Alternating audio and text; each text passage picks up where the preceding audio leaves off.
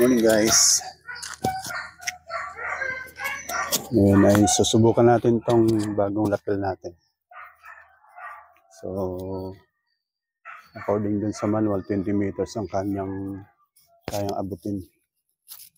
So, titingnan natin kung maririnig pa rin tayo or marireceive pa rin niya at yung distansya.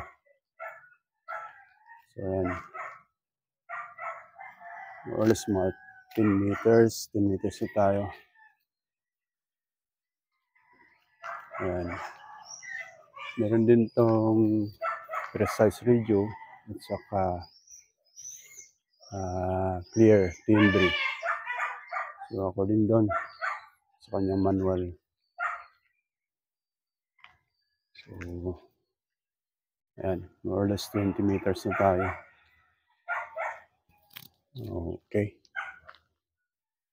Tama na siguro to. So rinig pa ba mga karayos? So pabalik na ako.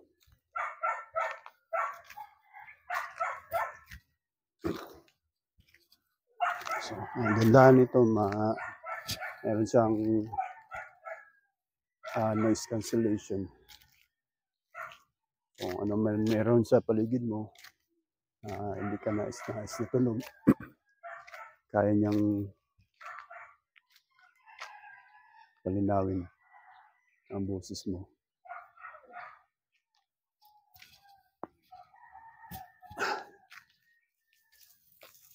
So, ang aga ng vlog natin. Flex ko lang to. Flex ko lang to para malaman natin kung totoo. Na malinaw siya. Ayan. Dala exercise na rin.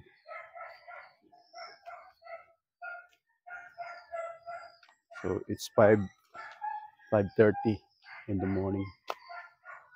Aga.